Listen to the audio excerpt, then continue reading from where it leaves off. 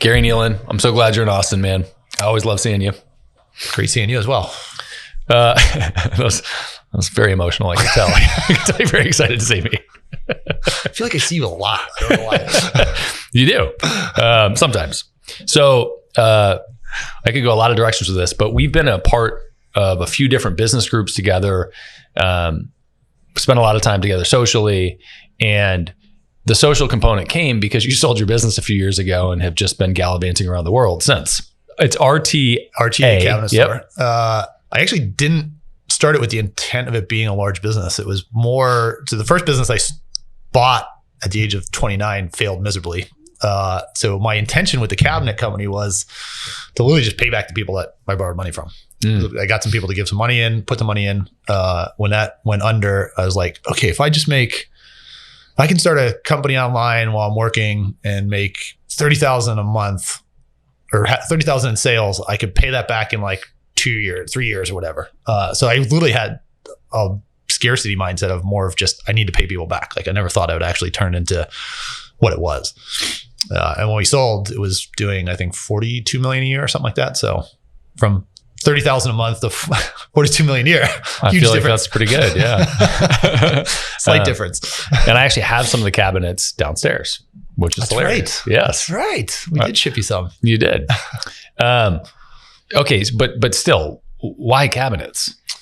So the connection for the cabinets was my business partner at the time in the first company that failed, his uncle was importing cabinets and it didn't even have a website or anything in it. So I reached out to him and I was just like, hey, my background, my degree was in marketing and information systems. And I really thought I want to get into web building. So I reached out to him and I was like, hey, can I build you a website? And he was like, these things won't sell online. It was like a very antiquated industry. People still went into showrooms and everything. And he just didn't understand the whole internet concept. So he's like, if you want to do it, you could do it. He's like, I'll supply you. And then I was like, you know what? I'm going to fucking prove this guy wrong. Like you can sell anything online if you have the right marketing. It's just, what is that marketing angle? So, it was really like, I was like, I'm going to do this and just figure out if I can master this or at least grow it to the point where I can pay everybody back and then continue doing whatever else I do. Okay. So no budget, no money, lost everything, lost the last company. Yeah. And you decided that you wanted to sell a large bulky item, which you have to have a warehouse for, to consumers direct from online, which you were told wasn't possible. Yeah. Okay, great. That sounds smart, right? Sounds like a great plan so far. And so, but out of that was born, I think out of necessity, often are born really creative, interesting ideas. And so talk about the construction of sort of, I'm going to call it a marketing plan, but you can correct me on that phrase. If there was no plan initially, I'll be brutally honest with you. So what was the path for marketing? The path to start was, obviously I didn't have any money. So I needed to figure out how do I get eyeballs and traffic without having any budget? Because I knew I couldn't run Google ads. I'd get slaughtered if I did. And to little like prehistory to that, I was running ads for the health industry and stuff like that. So I understood Facebook ads and Google ads, but I knew that in a new niche, there would be a learning curve and I'd lose a bunch of money. So I understood content creation and SEO. Those are two things that I really kind of studied over the years. So I was like, okay, I don't know anything about cabinets. So if I can read about them and understand them and write content around that, that should resonate with people that don't understand it either, because the average homeowner doesn't understand it. So I was working a job. I went back into logistics, which was what I was in for like 10 years. Went back into that in a sales position, and I was traveling. So when I'd be in a hotel room, I would just literally sit there and write content at night. I was pumping out a couple articles a week and spinning them different directions and doing a bunch of SEO work for them. And, so suddenly we started growing a ranking on Google, and then we started getting organic eyeballs. Back then, Craigslist was still popular, so I was using Craigslist as a free avenue. For what? He ended up becoming my ops manager, but it was me, him, and this other guy would sit around with a 30-pack of beer and just write Craigslist ads all over the country and just post them every day. New ads.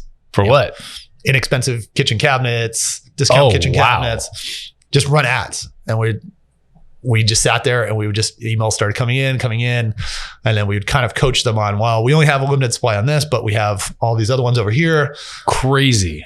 Still cheaper than what you would pay if you went to Home Depot. And then, we started developing a marketing angle. Like, okay, we're starting to figure out what's attracting eyeballs on these ads, on these Craigslist ads.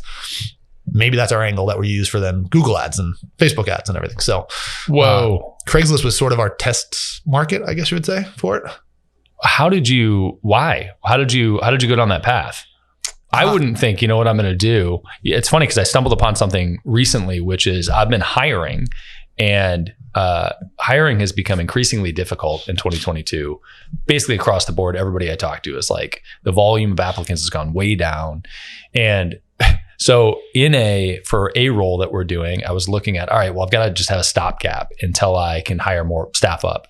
So I posted some stuff on Upwork. Similar to Craigslist. Yeah. I'm not looking for a long-term. Turns out, crazy amount of applicants because they're all sort of in the gig economy, right? Yep. They have ownership of their own roles. But it turns out a lot of them would love the long-term proposition. So unlikely avenue, but how did you fall on Craigslist on this? I think it ended up coming out of just SEO research. I was like, just looking at, where are people actually finding cabinets? Like, what are they doing? How are they searching? And as we started posting, we started getting, as we started doing SEO, one of the things with the kitchen industry was that people would get multiple quotes because it's a fairly large purchase. If you go to like a custom cabinet maker, you can spend up to $100,000 on a kitchen, even more. So they wanted to get quotes. And one of the things we'd always just ask is like, where else have you seen ads or what were you doing? And I don't remember who it was, or one of us hit on it. They were like, man, that's like the second or third person that said they searched Craigslist first. And I was like, well, let's kind of dive into that. So we started, searching through Craigslist. I'm like, man, there's a lot of people that are just selling like a couple cabinets. Like they might have extras or leftovers. I was like, what if we, without being shady, actually posted that we have kitchen cabinets and stuff, but we actually have a whole portfolio of them so that when they come in, we could actually give them quotes on multiple things instead of just what the ad would say. And that's kind of how we started it. And then we started just advertising more of the cheaper than Home Depot, cheaper than the box stores kind of angle. You mentioned spinning articles. So many people probably aren't going to know what that is. Context. So you were writing 2 articles a week. Sure. How did you get them out into the world? Yeah. So it wouldn't, this was back when, I don't even know how many Google updates there have been since this, but back then you could take the same content, modify it slightly, like switch around some of the sentences, change some of the context in it. And I had an article spinner that would literally just take it, massage it into different angles, and then post it on up to 100 different sites. So, which was a piece of software. Yeah. Wouldn't work now, just because the algorithm's so much smarter. But what would was taking that article and pushing it into an AI engine like Jasper. There are you them, could right? do it. You could probably use AI. One thing that still works is spinning it into multiple forms of content. So, I was writing back then, but you can then take that into an audio file, video file, PDF, PowerPoint, which is what we actually still do that now. Spin it into multiple forms of media because everybody tends to absorb information differently. Some want to read it, some want to listen to it, some want to watch it. So that still works. So in a way, we still kind of do spin content. We just don't do it on the scale that it was. We were doing, like I had software that I would write 3 or 4 articles a night, dump it in there, and then while I was sleeping, it was just doing its work. So it was a little bit easier back then. Maybe. I think, sure, yes. But that's the question is how it applies today, right? And I think you gave some of the answers there, which is you can still chop it up. And now it's splintering content, right? Yeah. Now it's taking that same thing and pushing it into all the social channels, transforming it into an image with audio behind it or segments of video or whatever, right? Yeah. I think what works right now, and this is sort of our methodology, is we use that software to optimize the article without replicating the article multiple times. So a good example would be, keyword research using like SEMrush or any of those particular software, Surfer SEO. And essentially what Surfer SEO will do is you put in the keywords, it'll take all the articles that are ranking for it and tell you how you can optimize them better.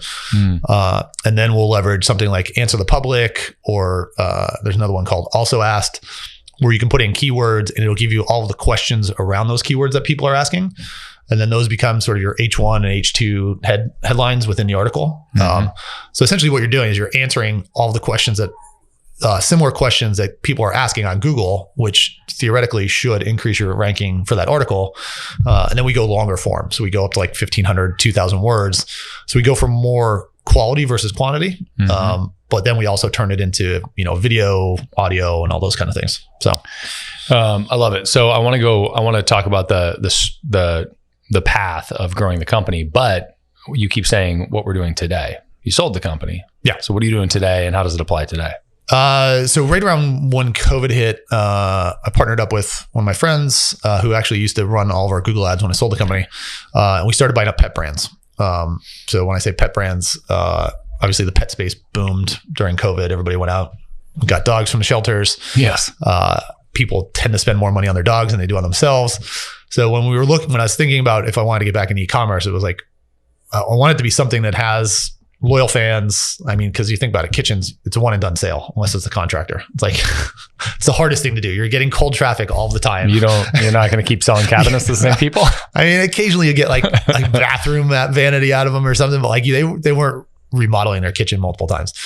So I was looking for like an industry that had that sort of repetitive marketing, could put them into recurring revenue or something like that. And pet space is, one of the top ones.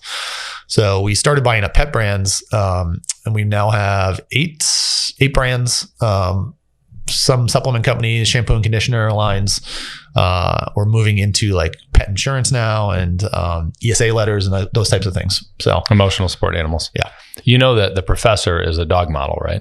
He's a dog model. So true story. Yeah. Yeah. He is on the homepage of one of our clients. Well, CBD why is he pet not food taking brands. any pictures for us? I don't understand that. You didn't ask, man. I think he'd be happy to. We'd have to ask him. You'd have to give him a BALL, but I could do that. He would do it for that. Okay. So you dug in with SEO, and I actually think that the original launch of RTA in the path, eventually, I want you to keep going with it because where you went with the SEO was interesting to me and how you built the whole brand. But so you figured out Craigslist, you did some ads, but you also had kind of a long-term SEO play. Yeah. I mean, so the interesting thing about that, e-commerce back then was that nobody was really doing it the way they were doing it for like digital products. So I was going to all these conferences and I was hearing people talk about, ebooks and all this different stuff. And I was like, one thing that I think of my skill set was that I can go to these events and listen to somebody talk about something that was totally unrelated to my industry. And I'd be like, now how do I take what they're doing and spin that into what we were doing? Yes. So that's really what became a lot of it. So then for my SEO strategy, which actually still works today as well, I just started writing press releases about everything that we were doing. If we brought on a new cabinet line, wrote a press release about it. If we hit a certain sales number, wrote a press release about it.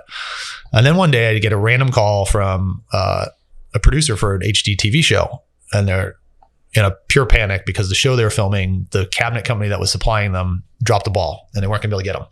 I think they needed them like 5 days, some ridiculously short time in California.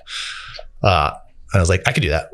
And they're like, are you sure? I was like, I could, if you get it to me right now, I can get it to you in 5 days. And I didn't know how I was going to do it, but I just figured I was going to do it. So I called in a couple favors in the logistics industry. And I was like, I need you to like air freight these things for me, the cheapest that you can. Do it as a favor, whatever. I need them in LA by this date. And we did it. So like the producers were super happy with us. And the show was actually a very popular show. So when the show was over, those producers all went to like different shows. So that one show.